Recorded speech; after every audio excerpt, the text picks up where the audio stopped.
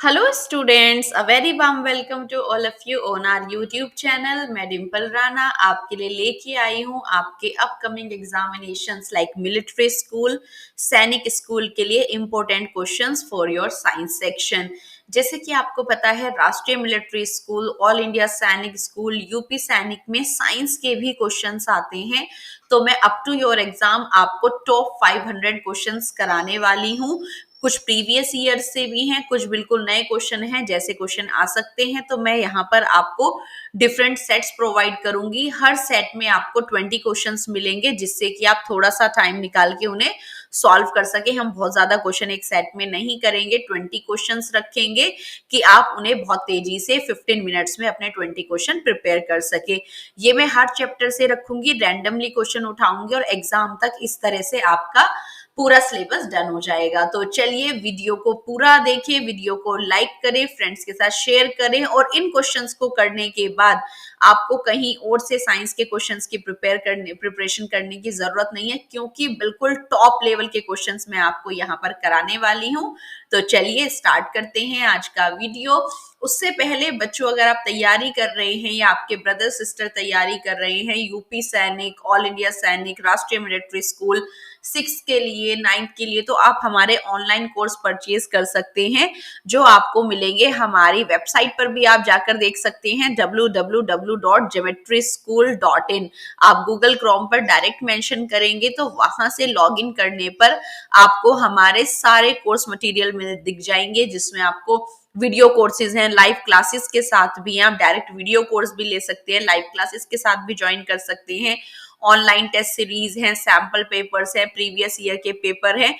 अगर आप इनको खरीदने में किसी भी तरह की डिफिकल्टी महसूस कर रहे हैं तो आप इस नंबर पर कॉल कर सकते हैं 7088827111। यहाँ पर कॉल करें और आप पूरी जानकारी ले सकते हैं कि ये स्टडी किट आपको अपने घर पर इंटरनेट के माध्यम से कैसे मिलेगी। तो चलिए स्टूडेंट स्टार्ट करते हैं आज का वीडियो विद टुडेज 20 क्वेश्चंस। तो देखते हैं साइंस के question and question number 1, which of the following is used for road surfacing nowadays. आपने देखा है कि आजकल रोड सरफेसिंग, पहले हम कोल तार से करते थे, तो अब रोड सरफेसिंग के लिए कौन सा पेट्रोलियम का बाय प्रोडक्ट, क्रूड ऑयल का कौन सा बाय प्रोडक्ट है जिसे यूज किया जाता है। तो बच्चों ये क्वेश्चन आपका कहाँ से है? कोल एंड पेट्रोलियम से है। बहुत अच्छा क्वेश्चन है, JNVST इसको पूछा था पहले एक बारी। तो यहाँ पर आपको पता है कि जो लेयरिंग की जाती थी वो कोल तार से की जाती थी, लेकिन एक पेट्रोलियम का बाय प्रोडक्ट होता है जिसको रोड सरफेसिंग में हम यूज कर रहे हैं। तो बेसिकली आपको करना क्या है, जल्दी से अपना पेन पेपर निकाल लीजिए, अपने ऑप्शन मार्क करते हुए चलिए। करेक्ट ऑप्शन आप कमेंट सेक्शन में भी बता सकते हैं कि इसका करेक्ट ऑप्शन क्या है, और लास्ट में अपना स्कोर एनालिसिस करें कि 20 में से आपके कितने क्वेश्चन बिल्कुल करेक्ट थे, मेरे बताने से पहले आपको कितने क्वेश्चन आते थे। तो यहाँ पर रोड सरफेसिंग में इस्तेमाल किया जाता है क्या? Bitumen. It is a by product of petroleum, जो कि आज लेयरिंग में यूज होता है रोड्स बनाने में। The first planet outside the orbit of earth. यहाँ पर आप जानते हैं this is our solar system and the centre is sun, और यहीं से हमारे कुछ प्लैनेट्स होते हैं जो क्या करते हैं, रोटेट करते हैं अराउंड द सन, रिवोल्यूट करते हैं, बेसिकली रोटेट करते हैं अपनी ही एक्सिस पर, और इसी के साथ साथ सन के चारों तरफ भी चक्कर लगाते हैं। तो क्वेश्चन यहाँ पर क्या है, the first planet outside the orbit of the earth. Earth के ऑर्बिट के बाद जो पहला प्लैनेट है वो कौन सा है? तो मर्क्यूरी, वीनस, अर्थ, और फिर क्या आता है आपका मार्स, और यहां से आ जाती है आपकी एस्टेरॉइड्स बेल्ट। यहां पर होती है मार्स और जुपिटर के बीच में। ये हमारे कौन से प्लैनेट है? These 4 are our inner planets, और ये वाले जो जुपिटर, यहाँ पर आपका सैटर्न, यूरेनस, नेपट्यून, जो हमारे यहाँ पर बचे हुए 4 प्लैनेट है, वो हमारे क्या है? गैस जायंट्स भी हम उन्हें बोलते हैं, या हम उन्हें आउटर प्लैनेट्स भी बोलते हैं। ये हमारे टेरेस्ट्रियल प्लैनेट है। तो क्वेश्चन अभी यहाँ पर क्या पूछा गया है कि अर्थ के ऑर्बिट के बाद हमारा पहला प्लैनेट कौन सा है? तो दैट इज मार्स। तो B is the correct answer. The maximum number of dot present in Braille script. Braille script के बारे में आप जानते होंगे बच्चों, ब्लाइंड पीपल, जो विजुअली ब्लाइंड पीपल होते हैं, नहीं देख पाते, विजुअली चैलेंज पीपल जिन्हें कहा जाता है, उनके पढ़ने के लिए एक स्क्रिप्ट होती है जिसे टच करके डॉटेड स्ट्रक्चर से वो टच करके रीड करते हैं। तो बेसिकली जो विजुअली चैलेंज पर्सन के लिए जो ब्रेल स्क्रिप्ट लुइस ब्रेल ने इन्वेंट की थी, लुइस ब्रेल ने इसे बनाया था ब्लाइंड पीपल के लिए, जिससे कि इसे क्या ब्रेल लिपि भी कहा जाता है। जो ब्लाइंड पीपल पढ़ पाते हैं तो इसके ऊपर मैक्सिमम नंबर डॉट्स कितने होते हैं, जिन उभरे हुए डॉट्स को पढ़ के कोई भी चीजें समझ आती है। तो नंबर ऑफ डॉट्स कितने हैं, 12, 33, 93 और 63। तो what will be the correct answer, total 63 dots है। और बच्चों ये एनसीईआरटी का बहुत अच्छा क्वेश्चन है, पूछा जा सकता है एग्जाम में, तो इसे इंपोर्टेंट मार्क करके पढ़ ले। Which solvent used in dry cleaning, basically आपको पता है जो हमारे एक्सपेंसिव क्लोथ्स होते हैं, लाइक आपका सिल्क क्लोथ होता है, हम इन्हें क्या करते हैं, हम इन्हें देते हैं ड्राई क्लीनिंग के लिए, जहां पर इनके ड्राई क्लीनिंग की जाती है, जहां पर सर्फ और ये सब चीजें नहीं डाली जाती, डिटर्जेंट नहीं डाले जाते, हार्ड डिटर्जेंट, तो वहां पर पेट्रोलियम का प्रोडक्ट यूज होता है ड्राई क्लीनिंग में। वो क्या है, डीजल है, कैरोसिन, पेट्रोल या ऑल आर करेक्ट। तो किसको यूज किया जाता है, तो it is a yellowish transparent liquid that is used in dry cleaning and the correct answer is C, petrol. Spirogyra, very important question from micro organism chapter. Spirogyra क्या है, it is a algae, fungus, protozoa, bacteria. अगर हम बात करें algaes आपकी क्या होती हैं, algaes are the autotropic plant like structure, जिनके पास अपना खुद का क्लोरोफिल होता है in the form of chloroplast, और जो खुद से अपना फोटोसिंथेसिस करके फूड बना सकती हैं। फंगस क्या है, डेड एंड डीके पर डिपेंड होती हैं।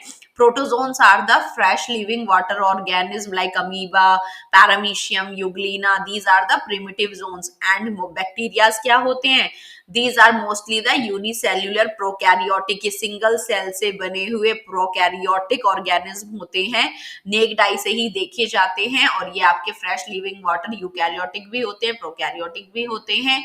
तो यहाँ पर स्पाइरोगायरा क्या है, तो बेसिकली अगर स्पाइरोगायरा की बात करें तो it is a very beautiful algae, जो इसके अंदर स्पाइरल शेप के क्लोरोप्लास्ट के फॉर्म में क्लोरोफिल पाया जाता है। तो ये क्या है, it is an example of algae, ये एक एल्गी है, फोटोसिंथेटिक है, क्लोरोफिल इसमें होता है स्पाइरल शेप क्लोरोप्लास्ट की फॉर्म में। तो यहाँ पर इसका करेक्ट आंसर क्या है, ए, algae. Next question, which of the following present in the chromosome carries the unit that transfer character from parents to their offspring? जो यहाँ पर हमारे क्रोमोसोमल थ्रेड्स होते हैं उनके ऊपर the unit that transfer the traits, आप इन्हें ट्रेट्स भी कह सकते हैं, कैरेक्टर्स भी कह सकते हैं, जो ट्रांसफर होते हैं पेरेंट्स से उनके ऑफस्प्रिंग को, तो वो क्या कहलाते हैं, राइबोसोम्स, जीन्स, प्लास्टिड या न्यूक्लियस। तो व्हाट वी कॉल देम, तो the structure, the tiny structure that are present on the chromosome, the unit of transferring or inheritance that transfer character from one generation to another, they are known as genes.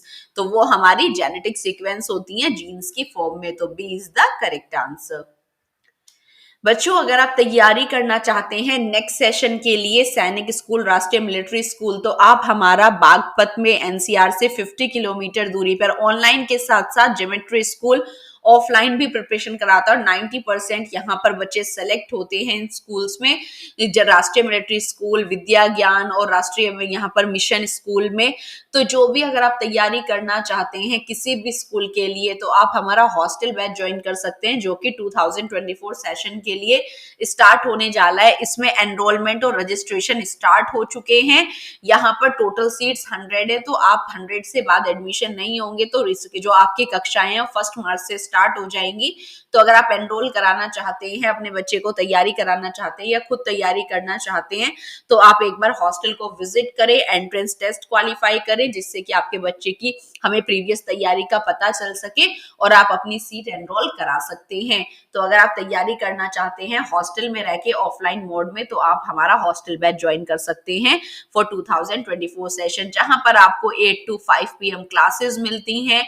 जितना daily पढ़ाया है daily basis basis पर daily mini mock conduct किए जाते हैं। Every Sunday आपने हमारे channel पर भी देखा होगा महा मॉक कंडक्ट किए जाते हैं, जो कि बिल्कुल एग्जाम पैटर्न पर आते हैं विद OMR शीट, जिससे कि किसी भी तरह का चांस नहीं है कि आपका रिजल्ट रुक जाएगा या आपका सिलेक्शन नहीं होगा।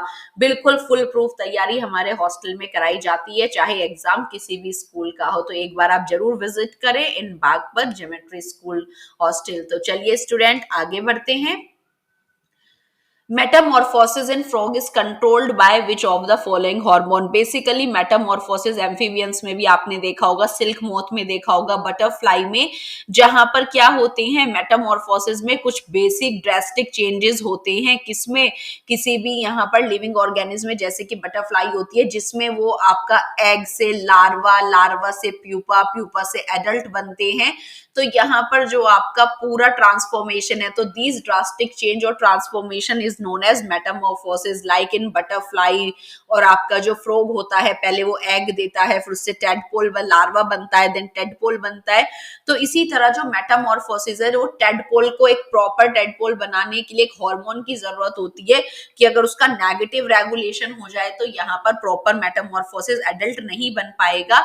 तो ये क्या होता है? Which hormone? ग्लूकागन, एड्रेनाइन, थायरोक्सिन और इंसुलिन। तो बच्चों ये क्वेश्चन बहुत अच्छा है और एनसीईआरटी में अगर आप देखेंगे रिप्रोडक्शन में इसका इतना जिक्र नहीं है बेसिकली, लेकिन आपको याद रखना है कि अगर यहाँ पर थायरोक्सिन की बात करें और इसका रेगुलेशन उल्टा करके देखते हैं तो यहाँ पर जो टेडपोल है वो प्रॉपर फ्रॉग में नहीं बन पाता। तो इसको आप मार्क कर लेंगे, thyroxine is a hormone that is responsible for Metamorphosis in frog.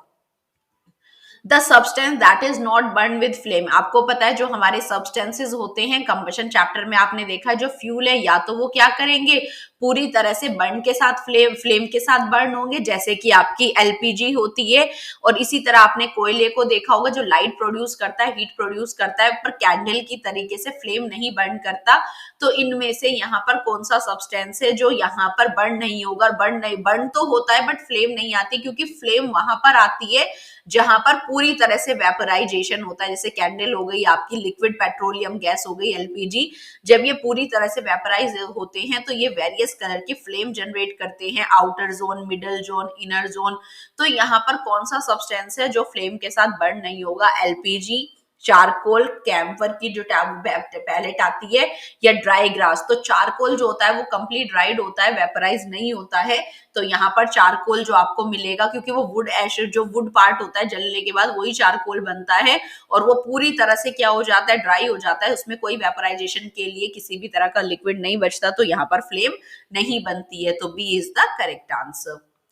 Several small color bodies in chloroplast of the cell of Tradescantia leaf. Tradescantia leaf में आपको साइटोप्लाज्म के अंदर अगर आप देखेंगे द ग्रीन कलर सब्सटेंस के अंदर आपको several small color bodies नजर आएंगी that give it this leaf a different color. तो ये कलर कंपोनेंट जो होते हैं साइटोप्लाज्म में वो क्या कहलाते हैं? Organelle, plastids, vacuole and mitochondria. तो बच्चों अगर आप प्लांट सेल और एनिमल सेल का डिफरेंस पढ़े तो यहाँ पर आप देखेंगे कि जो हमारी कुछ ऑर्गेनलीज होती हैं तो उसमें प्लांट के पास कुछ स्पेसिफिक ऑर्गेनली होती हैं, जैसे कि आपका प्लास्टिड प्रेजेंट होता है, एनिमल सेल में नहीं होता। वैक्यूल्स प्लास्टिड सेल में लार्ज होते हैं बट यहाँ पर स्मॉल वेसिकल फॉर्म में होते हैं। तो प्लास्टिड्स क्या है? Plastids are the colour bodies like chloroplast, leucoplast, chromoplast. तो these are the coloured chromoplast जो उसको डिफरेंट कलर प्रोवाइड करती है, और इसी ऑर्गेनली को साइटोप्लाज्म में प्लास्टिड्स कहा जाता है। तो ये स्मॉल वेसिकल फॉर्म में होती हैं जिसकी वजह से लीफ और फ्लावर को डिफरेंट कलर मिलते हैं। तो plastid is the colour containing bodies in cytoplasm of tradescantia leaf. Electroscope are charge. Electroscope आपका क्या होता है? It is a scientific instrument और it is a device that is used to see that the body is charged और not. तो इसी से ही किसी भी बॉडी पर चार्ज का पता लगाया जाता है। तो इसे बेसिकली किस प्रोसेस से चार्ज किया जाता है? कंडक्शन, रेडिएशन, कन्वेक्शन, या both and A and B. तो यहाँ पर आप देखेंगे डायरेक्ट इसकी प्लेट को, जो आप यहाँ पर गोल्ड की प्लेट इसमें लगी होती है, तो इसमें डायरेक्ट क्या किया जाता है? चार्ज को डायरेक्टली कंडक्ट किया जाता है। तो जो प्रोसेस इलेक्ट्रोस्कोप को चार्ज करने में यूज करते हैं दैट इज कंडक्शन, जिसमें डायरेक्ट चार्ज किया जाता है बॉडी को अटैच करके। तो A is the correct answer. A object is rest on floor, कोई ऑब्जेक्ट है जो कि अभी क्या है, फ्लोर पर रेस्ट पोजीशन में है, उस पर एक फोर्स अप्लाई किया जाता है to move that object which friction force will come in action at this moment. तो किसी रेस्ट बॉडी को जिसका वेलोसिटी अभी बिल्कुल जीरो है, उसको एक इनिशियल बॉडी में इनिशियल वेलोसिटी पे लेके आने में, तो यहाँ पर कौन सा फ्रिक्शन सबसे पहले वर्क करेगा, स्लाइडिंग, स्टैटिक, रोलिंग या फ्लूइड। तो बच्चों अगर आप बात करेंगे, जब भी कोई आपके रेस्ट सरफेस पर फ्लोर पर कोई ऑब्जेक्ट है और वो मूव करना स्टार्ट करता है, तो जो फ्रिक्शन फोर्स उसको मूव करने में यहाँ पर हिंडर करता है वो होता है सबसे पहले स्टैटिक फोर्स। जैसे आप गाड़ी स्टार्ट करते हैं तो आप इंजन से जिस फोर्स से आपको फाइट करना होता है, जो गाड़ी को रोके रखता है, वो आपका स्टैटिक फोर्स है। तो B is the correct answer. The decomposition of liquid compound on passing an electric current through it is known as। बच्चों chemical effects of electric current से काफी इंपॉर्टेंट क्वेश्चन है। यहाँ पर लिक्विड सब्सटेंस का compound है कोई भी जिसे इलेक्ट्रिक करंट पास करके डिकम्पोज किया जा रहा है, तो ये जो प्रोसेस होता है the decomposition of any liquid compound by passing the electric current, तो यहाँ पर उसे क्या कहा जाता है, इलेक्ट्रोप्लेटिंग करना, उसका इलेक्ट्रोलाइसिस करना, या मैग्नेटिक इफेक्ट, या इलेक्ट्रोरेजिस्टिविटी। तो बेसिकली इलेक्ट्रोलाइसिस से ही हमें समझ में आ रहा है, लाइसिस मतलब डिकम्पोज करना, ब्रेक करना, और यहाँ पर इसके ब्रेक को करने के, तो इलेक्ट्रिसिटी पास करके आप कर रहे हो, तो ये क्या कहलाता है, इलेक्ट्रोलाइसिस। तो it is the process of decomposition of any compound by passing electric current, तो this is known as electrolysis. सबसे अच्छे क्वेश्चन आते हैं हमारे इस चैप्टर से, chemical effect of electric current, और मैं आपको वेरियस टाइप के क्वेश्चन यहाँ पर इस चैप्टर से कराऊंगी, जिससे आपकी बिल्कुल तैयारी हो जाए, ये चैप्टर आपको बहुत अच्छे से समझ आ जाए। विच of the following is a plant hormone. Basically आपको पता है हमारी बॉडी में कुछ केमिकल मैसेंजर्स होते हैं जो हमारी बॉडी को मैच्योर करने में पार्टिसिपेट करते हैं, अपना मैसेज प्रोवाइड करते हैं, जिससे कि हमारे बॉडी पार्ट्स एक्टिव हो जाते हैं अपने पर्टिकुलर एज पर। तो इसी तरह ह्यूमन बॉडी में, एनिमल्स में, प्लांट्स में कुछ हार्मोन होते हैं जो उन्हें उनकी प्रॉपर ग्रोथ तक लेके जाते हैं। तो यहाँ पर प्रॉपर ग्रोथ तक लेके जाने के लिए कुछ हार्मोन होते हैं, जैसे इंसुलिन है, थायरॉक्सिन, साइटोकाइनिन, ईस्ट्रोजन। तो जो यहाँ पर हमारा हार्मोन है, इनमें से पूछा गया है, आपको पता है ह्यूमन हार्मोन्स अलग होते हैं और साथ ही आपके जो प्लांट हार्मोन है वो अलग होते हैं, जैसे कि आपका ऑक्सिन हो गया, जिब्रालिन हो गया, तो सबका अपना अपना फंक्शन होता है। तो यहाँ पर पूछा गया है कि इनमें से कौन सा आपका प्लांट हार्मोन है। तो सबसे पहले तो क्वेश्चन यही आ गया, तो इंसुलिन आपको पता है ये हमारा क्या है, पैंक्रियास से निकलने वाला शुगर के मेटाबॉलिज्म का हार्मोन है, तो ये तो प्लांट हार्मोन नहीं हुआ। थायरोक्सिन की अभी हमने बात करी है, जो थायराइड ग्लैंड सिक्रीट करती है, और थायराइड ग्लैंड प्लांट्स में नहीं एनिमल्स में होती है। ईस्ट्रोजन की बात करें तो ये ओवरीज में पुबर्टी के बाद सिक्रीट होने वाला हार्मोन है जो एग्स को मैच्योर करने में काम आता है। बचा आपका साइटोकाइनेनिन। साइटोकाइनेनिन क्या है, it is a plant specific chemical messenger. तो पहले तो हमें पता होना चाहिए कि साइटोकाइनेनिन एक प्लांट स्पेसिफिक केमिकल मैसेंजर, और मैंने आपको बताया hormones are called the chemical messenger. ये क्या करता है, बेसिकली जो प्लांट्स में सेल साइकिल होती है, क्योंकि सेल साइकिल बहुत जरूरी है किसी भी प्लांट की ग्रोथ के लिए। सबसे पहले ग्रोथ फेज, सिंथेसिस फेज आते हैं, ग्रोथ फेज आते हैं वेरियस, तो इसका काम होता है डेवलपमेंट करना। तो साइटोकाइनेसिन क्या करता है, बेसिकली प्रमोट करता है सेल डिवीजन को। तो जो आपकी सेल साइकिल है उसकी वजह से ही सेल में डिवीजन होता है। तो साइटोकाइनेसिन एक प्लांट स्पेसिफिक केमिकल मैसेंजर है जो क्या करेगा, that promote the cell division, और यहाँ पर सी बिल्कुल करेक्ट आंसर है। तो आपको इसका फंक्शन भी पता चल गया कि ये सेल डिवीजन को प्रमोट करता है जिससे कि प्लांट की सेल ग्रो कर सके, और ये प्लांट स्पेसिफिक केमिकल मैसेंजर है, और ये तीनों हमारे ह्यूमन बॉडी के हार्मोन हैं। The Coke is used in the manufacturing of, very simple, Coke होता है हमारा जो कोल से ही हमें ऑब्टेन्ड होता है। तो इसका जो इस्तेमाल है वो किसकी मैन्युफैक्चरिंग इंडस्ट्री में किया जाता है, लेड में, स्टील में, आयरन में, कॉपर में। तो कोक का जो मैन्युफैक्चरिंग यूज है वो स्टील प्रोडक्शन में है, और ये क्वेश्चन तो बहुत बार एसएसटी में भी है, ज्योग्राफी चैप्टर में भी है, आपका 8th क्लास में आप स्टील इंडस्ट्रीज में पढ़ते हैं तो भी इसका रोल आता है। ज्योग्राफी में वेरियस इंडस्ट्रीज आप पढ़ते हैं, प्राइमरी सेक्टर, सेकेंडरी सेक्टर, तो वहां पर भी बताया गया कि कोक का इस्तेमाल होता है कहाँ, स्टील को प्रोड्यूस करने में, स्टील की मैन्युफैक्चरिंग करने में। तो B is the correct answer. In human zygote is formed in, very important question from reproduction chapter. यहां से ऐसे क्वेश्चन आने ही आने हैं किसी भी एग्जाम में अगर आप बैठते हैं। तो बेसिकली जो ह्यूमन का जाइगोट है वो कहाँ बनता है, तो आपको पता है जब मेल गैमीट फ्यूज करता है with the female gamete and the process is known as fertilization. तो जो फ्यूजन है वो तो आपका कहाँ होता है, ओविडक्ट में आपका यहाँ पर फ्यूजन होता है। तो जाइगोट भी कहाँ बनेगा, जाइगोट क्या है आपकी, it is a diploid cell. ये एक डिप्लॉइड एग है जो स्पर्म और एग के मिलने पर जो एक डिप्लॉइड सेल मिलती है जिसे डिप्लॉइड एग भी कहा जाता है, ये डिप्लॉइड सेल कहा जाता है। तो आपको याद रखना है जो यहाँ पर फर्टिलाइजेशन का प्रोसेस है वो फीमेल के फेलोपियन ट्यूब्स में होता है जिसे ओविडक्ट्स भी कहा जाता है, और वहीं पर आपका जाइगोट बनता है। तो ये आपकी ओवरीज हैं, ओवरीज से जब ओवर रिलीज होता है तो यहाँ पर ओविडक्ट्स में ही फर्टिलाइजेशन होता है जाइगोट, और ये एम्ब्रियो जब बन जाता है तो जाकर यूट्रस में इम्प्लांट हो जाता है जहां बेबी का डेवलपमेंट होता है। तो यूट्रस में डेवलपमेंट होता है लेकिन जाइगोट कहाँ बनता है, it is formed in the oviduct, और ओविडक्ट नहीं आया एग्जाम में तो फेलोपियन ट्यूब्स लिखा हुआ आएगा। तो C is the correct answer. Two object repel each other, कोई भी टू ऑब्जेक्ट्स हैं वो रिपेल कर रहे हैं तो रिपल्शन किसकी वजह से हो सकता है, बेसिकली ये contact force non contact force से फोर्स चैप्टर से क्वेश्चन है आपका। फ्रिक्शनल फोर्स की वजह से चीजें रिपेल करती हैं, इलेक्ट्रोस्टैटिक फोर्स की वजह से, या मैग्नेटिक फोर्स, या दोनों ही हो सकते हैं। तो बेसिकली आप देखेंगे अगर चार्जेस किसी के पास सेम सेम है, पॉजिटिव पॉजिटिव या नेगेटिव नेगेटिव, तो रिपेल करेंगे। इधर अगर एक पॉजिटिव है एक नेगेटिव है तो वो अट्रैक्ट करेंगे, और एक नेगेटिव एक पॉजिटिव है तो वो अट्रैक्ट करेंगे। तो रिपल्शन यहाँ चार्जेस की वजह से भी होता है। और आपने मैग्नेट भी देखी होंगी, अगर नॉर्थ पोल्स यहाँ पर क्या है साथ साथ है तो रिपेल होगा, साउथ साउथ पोल एक साथ है मैग्नेट में तो भी रिपेल होगा, क्योंकि अपोजिट अट्रैक्ट ईच अदर, और यहाँ पर इस केस में अट्रैक्शन होगा। तो आपका कोई सा भी फोर्स हो, या तो वो इलेक्ट्रोस्टैटिक फोर्स हो या मैग्नेट की वजह से, दोनों में ही आप रिपल्शन देख सकते हैं और दोनों की वजह से ही आप अट्रैक्शन देख सकते हैं। तो करेक्ट आंसर क्या है, दोनों ही है। मैग्नेटिक फोर्स भी आपको रिपल्शन दिखा सकता है और इलेक्ट्रोस्टैटिक फोर्स भी आपको रिपल्शन शो कर सकता है।